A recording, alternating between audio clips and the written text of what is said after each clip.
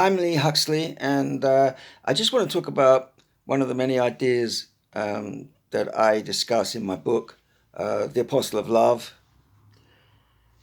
And the idea I want to discuss is this debate about whether God exists or not, because I think it's a red herring. I think it's really old-fashioned.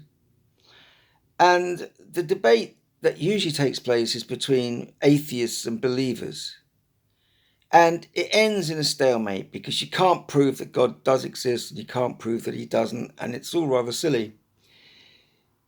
It's all about definitions and semantics. Atheists don't seem to be able to accept the Hindu version of God. I'm not a Hindu, but I believe that Hinduism has correctly defined God for our times.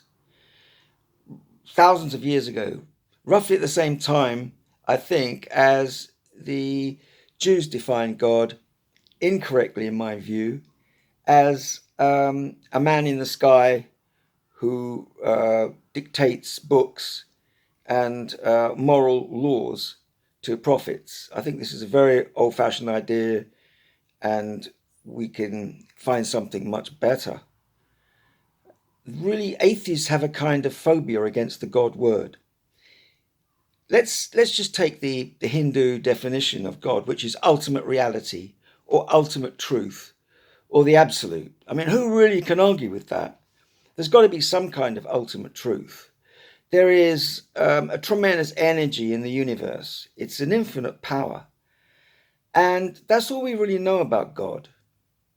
And we have to have an open mind and be able to accept a pantheistic version of God, which is basically saying that nature is God.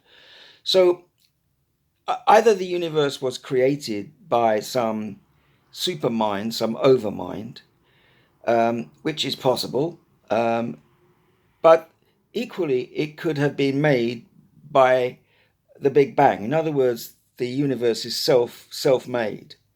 And if the Big Bang was proven one day to be the true originator of the universe, I'm prepared to accept that. It's still miraculous. It's still God to me. So on that basis, God is a fact. We shouldn't argue about whether God exists or not. We should be discussing different models of God. The religious faith model, the pantheistic model, and it's a contest really between models. And the idea of God being ultimate truth is just so much better than the God of monotheism, that is an angry man in the sky that tries to control people's minds with a load of laws and diktats, none of which are proven to come from God. And the feminist view on religion really is that it's very patriarchal and misogynistic and is much more about controlling women's sexuality than anything else. So I think we should refer to God as a fact. And this is a much more grown up and mature attitude to the meaning of life and the meaning of our existence and the existence of the universe. When we accept God as being it until we know otherwise, God should be addressed as the impersonal pronoun it, not he or she. We don't know if God has a personhood. All we know is God is powerful. Some great power animates the universe. And that's all we know up to now. And that's good enough to go on as a basis.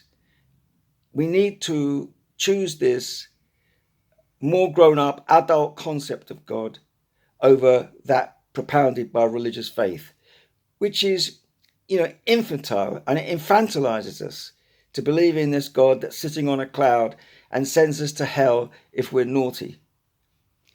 So let's try and see God as ultimate reality, and then maybe we could all believe in God because it's a rational concept of God, and we could all worship in the same building, worship nature, worship truth.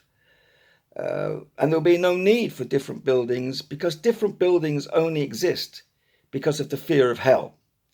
If you're in the wrong building, you might go to hell. So you've got to be in what you consider to be the right building. And of course, when it comes to religious faith, there's no right building. They're all wrong.